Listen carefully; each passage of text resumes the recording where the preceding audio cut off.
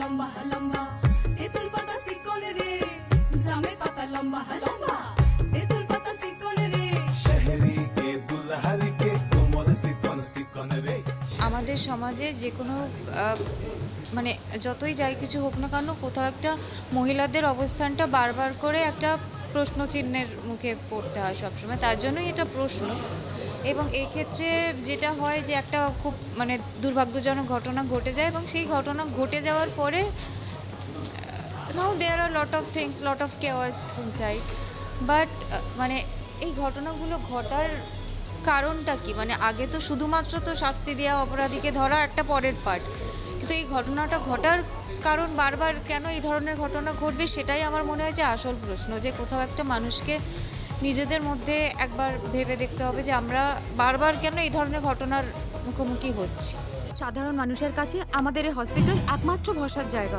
সামান্য একটা ward boy হয়ে দুজনকে বশ করে কি করে। এ নাও তোমার ল্যাব রিপোর্ট। প্রশ্ন নিয়ে আমরা অনেক রকম ইন্টারভিউ দিয়ে দিয়েছি অলরেডি। আজকে ছবিটা রিলিজ করছে, দর্শকরা দেখবে, তারপরে প্রভাবটা বুঝে আমরা এটা নিয়ে বিস্তর আলোচনা করব। সাম্প্রতিক আসলে আজকে তো 25শে এপ্রিল, আমাদের অনেক আগে থেকে ডেটটা ফিক্সড হওয়া ছিল, কিন্তু সাম্প্রতিক সারা দেশে যা ঘটছে সেটা নিয়ে আমরা সবাই একটুখানি কেঁপে আছি, নড়ে আছি। তাই নিয়েও অনেক প্রশ্ন আমাদের মনে, প্রচুর প্রশ্ন আপনাদেরও মনে। তো আপনাদের মনে যেগুলো থাকে আমরা কাজে সেগুলো করি, কাজের মাধ্যমে আমরা কথা বলি। সব বাসিয়া যে মুছে দেয় সময়ের চাক, ভুলে যাওয়াটাই আমি শিখছি। অলরেডি শো শুরু হয়ে গেছে, অনেকে মেসেজ করছে, আমি ফোন করে তাদের জিজ্ঞেস করছি, তারা বলছে খুব ভালো হয়েছে। ওরা যেই ভাবনা চিন্তা নিয়ে হলে ঢুকেছে তারা সেটা ফুলফিল করে বেরোচ্ছে। আমি অনেকেই জিজ্ঞেস করছি, অনেকে আমাকে মেসেজও করছে। তো যাই হোক, এটা একটা আনন্দ যে অনেকে অনেক কিছু জানে না, আবার অনেক কিছু জানে। যারা অনেক কিছু জানে না তারা এই ছবির মাধ্যমে অনেক কিছু জানতে পারছে।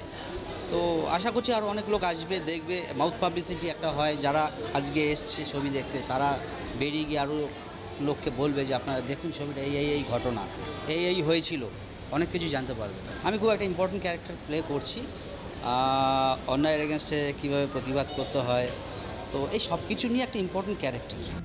আমাদের কাছে সেটা বিজনেস। আপনাদের বিজনেসটা যদি পেশেন্টদের জীবনের বিনিময় হয় তাহলে তো আমাকে ইন্টারফেয়ার করতেই হবে। যতটুকু অবধি আমাদের সেন্সার পাস করেছে, কারণ এটা অনেক কাটছাট হয়েছিল, যতটুকু সেন্সার পাস করেছে ততটুকু অবধি দেখানো যাবে। চেষ্টা করেছি সম্পূর্ণটাই তুলে ধরা, কিন্তু কিছুটা তো ল অ্যান্ড অর্ডার ব্যাপার থাকে, সেগুলো একটু কাটছাট করা হয়েছে আর কি। মেয়েটি বেঁচে থাকুক 50 বছর, 100 বছর বেঁচে থাকুক। সিনেমা তো এমন একটা জিনিস যে ছবি মানে মানুষ না থাকলেও তার ছবিটা থাকে। আগের প্রজন্ম দেখুক, আগামী প্রজন্ম দেখবে, সেই জন্য, আর কোনো কিছু নয়। কোনো বিজনেসের জন্য এই ছবিটা আমরা করি। প্রশ্ন তো মানুষের মনে অনেকটাই আছে না, বিভিন্ন রকম প্রশ্ন মানুষের মনে জেগেছে, সেই সব প্রশ্নগুলো তুলে ধরেছি আমরা। একটা ছবি কথা বলবে আর কি, উত্তরটা মানুষ তার নিজের মধ্যে খুঁজে পাবে আর কি।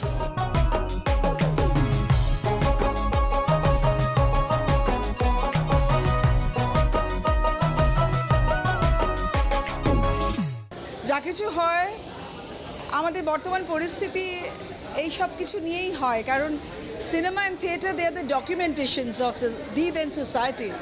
তো এখন যখন যেখানে যা হচ্ছে তাই নিয়ে যদি ফিল্ম মেকার্সরা ছবি না করে তাহলে কি হবে? তো সেই জন্যে ওই বাস্তবতার মিল আপনারা হয়তো পাবেন। আসলে এই প্রশ্নটা আনআনসার্ড থেকে যায়।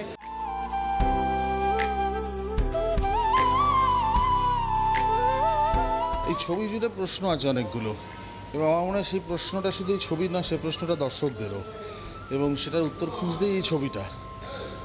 তো যেখানে প্রশ্নটা দুজনের ক্ষেত্রেই সমান এবং প্রয়োজনীয়, তো আমার মনে হয় সেক্ষেত্রে দুটো জিনিস একে অপরকে আকৃষ্ট করতে বাধ্য। বেঁচে থাকতে চাই। ক্যামেরায় চিরঞ্জিতের সঙ্গে অর্ঘ্যজিতের রিপোর্ট, এস নিউজ। অনিশ্চয়তা